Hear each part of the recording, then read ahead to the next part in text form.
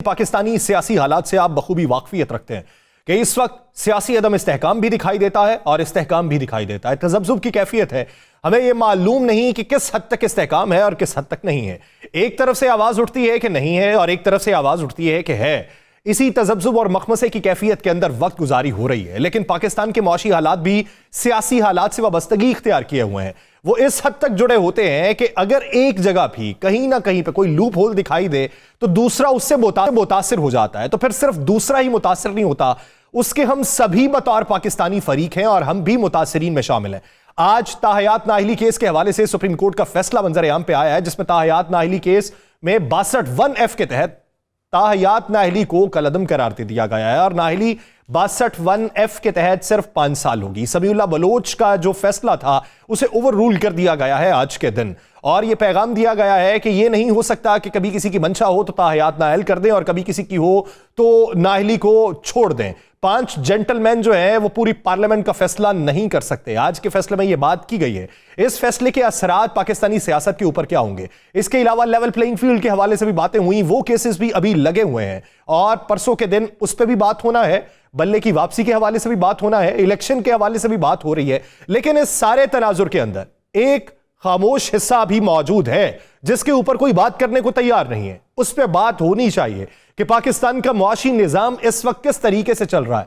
मुआशी पहिया अगर घूम रहा है तो किन वजूहात की बुनियाद पे, और अगर स्टक है तो फिर उसमें कौन सी बड़ी वजह है। पाकिस्तान में बैरूनी सरमायाकारी अगर आ रही है तो हालात के ऊपर उसका असर क्यों नहीं पड़ रहा, और यहां से अगर एक्सपोर्ट्स करना है तो उसमें कौन कौन सी रुकावटें हैं, कौन सा सेक्टर इस वक्त सबसे ज्यादा मुतासिर है। सरमायाकारी आ सकती है तो किन वजूहात की बुनियाद पे आ सकती है। सियासी इस्तेहकाम जो है वो माशी इस्तेहकाम से किस हद तक जुड़ा हुआ है। इसी बारे में बात करने के लिए हमें ज्वाइन किया है माहिर डॉक्टर खाकान नजीब साहब हमारे साथ मौजूद है। डॉक्टर साहब बहुत शुक्रिया आपके वक्त का। उसके अलावा मशहूर बिजनेसमैन मिर्जा इख्तियार बेग साहब हमारे साथ मौजूद हैं। बेग साहब आपका मशकूर हूं। और उसके अलावा इरफान इकबाल शेख साहब वो हमारे साथ मौजूद है। शेख साहब आपका भी बहुत शुक्रिया। डॉक्टर साहब सबसे पहले आपकी तरफ आता हूं। मौजूदा सूरत हाल में जहां पे गूम अगूम की कैफियत है, हमें कुछ मालूम नहीं कि क्या हो रहा है क्या नहीं होगा, और बतौर पाकिस्तानी हर कोई इसी तज़ब्ज़ुब के अंदर मुब्तला है कि मुस्तकबिल किस हद तक महफूज होगा। मुआशी मंजरनामे को अगर देखा जाए तो आप क्या देखते हैं कि हमारा जो मुआशी सफर है वो इस वक्त किस समत को गामज़न है? बिस्मिल्लाहिर्रहमानिर्रहीम। यासिर देखिए, अगले जो 6 माह हैं उसमें पाकिस्तान में 3 बहुत इंपॉर्टेंट ट्रांजिशंस होने जा रही हैं। नंबर 1 8 फरवरी की पॉलिटिकल ट्रांजिशन है। नंबर 2 पाकिस्तान IMF का प्रोग्राम ख़त्म कर रहा होगा और एक नए प्रोग्राम की तैयारी करना पाकिस्तान के लिए लाजिम व मलजूम है। पाकिस्तान के पास और कोई 2 रास्ते नहीं है, सिर्फ there is one way and that goes कि हम IMF के प्रोग्राम को रिन्यू करें। और तीसरा, पाकिस्तान एक बजट बना रहा होगा जो कि एक एग्जाम्पलरी बजट इस तरह होना चाहिए कि अगर रिफॉर्म का आगाज करना है और आपने सिग्नल करना है दुनिया को और अपने लोगों को कि you want to be serious in the next 5 years, चूंकि एक नई हुकूमत मार्ज़ वजूद में आएगी, कि वो इसको लेकर चलेगी। इसके साथ साथ एक SIFC का फ्रेमवर्क चल रहा होगा। मैं तो बहुत क्लियर हूँ कि SIFC एक होल ऑफ गवर्नमेंट अप्रोच है और उसके अंदर आप कई चीज़ें जो हैं वो करने की कोशिश कर रहे हैं, डोमेस्टिक भी और इंटरनेशनल इन्वेस्टमेंट को लाने की भी कोशिश कर रहे हैं। इसके अलावा लोगों के लिए ऑफ कोर्स जब तक ये जो इस वक्त क्राइसिस का बढ़ना है इसको हम संभाल नहीं पाते, और मैं बारहा कहता हूँ, और मैंने कल एक बड़ा ही इम्पोर्टेंट ट्वीट भी किया और उसमें मैंने ये बताया है कि पाकिस्तान का फिस्कल खसारा, पाकिस्तान की जो हम जिस तरह से पैदावारी सलाहियत को कमज़ोर कर चुके हैं और मैन्युफैक्चरिंग में भी और पाकिस्तान की एग्रीकल्चर में भी, और तीसरा जो हम पाकिस्तान की एनर्जी के निज़ाम की इनएफिशिएंसीज को ठीक नहीं कर पा रहे। ये 3 चीज़ें पाकिस्तान की इन्फ्लेशनरी ट्रेंड में एक बहुत बड़ा जोज़ है और इनको ठीक करना पड़ेगा। आने वाली हुकूमत के लिए आपने बहुत अच्छी बात की। सबसे बड़ा चैलेंज एनर्जी के बाद पाकिस्तान की एक्सपोर्ट्स हैं। पाकिस्तान हर दफ़ा जो एक खसारे में चला जाता है करंट अकाउंट के और उसके बाद बैक टू द IMF, ये कोई अच्छी बात नहीं मैं आपको कह रहा यासिर, कि मैं आपको ये कहूँ कि पाकिस्तान 23वें प्रोग्राम में है। उन 23 प्रोग्राम्स के बाद एक 24वां प्रोग्राम भी ले लीजिए, उस डॉक्टर के पास चले जाइए जो ICU का डॉक्टर है। That's not a good story to tell by any stretch of imagination. The good story to tell is कि क्या जो सियासी जमात यहाँ जमातें अगला इक़्तिदार संभालेंगी, वो इतनी प्रिपेयर्ड होंगी कि जो आपने जैसे बहुत अच्छा सवाल सामने रखा कि जो एक्सपोर्ट्स के की जोज हैं, क्या हम उनको ठीक कर पाएंगे? सबसे पहले क्या हम वाकई ही अपने बजट को ऐसा प्रेजेंट करेंगे जो एक्सपेंडिचर के भी रिफॉर्म दिखाए और टैक्स के भी रिफॉर्म दिखाए? एम्बियंस मैक्रो स्टेबिलिटी की कायम करना, एक हम जो समझे हैं अपने 20-25 साल में, वो बहुत ही ज़रूरी है जिन ममालिक ने भी तरक्की की है उनके लिए। नंबर 2, पाकिस्तान का जो दूसरा एक्सपोर्ट के जो जोज हैं, जिसमें एनर्जी की इनपुट के अलावा जो हमने पूरा एम्बियंस क्रिएट करना है एक लो इन्फ्लेशनरी एनवायरनमेंट में, जिसमें हमारा पॉलिसी रेट भी नीचे आए और जो चीज़ें रोके हुए हैं इस चीज़ को, उनको जाकर ठीक करें। और सबसे पहले इसमें मैं हमेशा कहता हूं कि पाकिस्तान में कोई लो हैंगिंग फ्रूट नहीं है, ये इन चीज़ों से निकल जाएं, Asian tiger, low hanging fruit, take off. Pakistan में बहुत मेहनत करना पड़ेगी। पाकिस्तान की आपको एग्रीकल्चर की जो पैदावारी सलाहियत है वो कहीं पे 1/3 है और कहीं पे 50% है ऑफ द वर्ल्ड्स बेस्ट। इसको ठीक करेंगे तो आपकी जो इस वक्त 10-11 अरब डॉलर की इंपोर्ट है उसमें भी कमी होगी और जो 5-1 अरब डॉलर की एक्सपोर्ट है वो भी बढ़ेगी। ये सबसे पहला एक्सपोर्ट का जोश है। और फिर ऑफ कोर्स आप अपनी मैन्युफैक्चरिंग को बनाएंगे, मेहनत करेंगे तो आप किसी तरह दुनिया से कनेक्टिविटी कर पाएंगे कि आपकी 52 लाख SMEs हैं, ये लार्ज स्केल से भी निकलेंगे आप।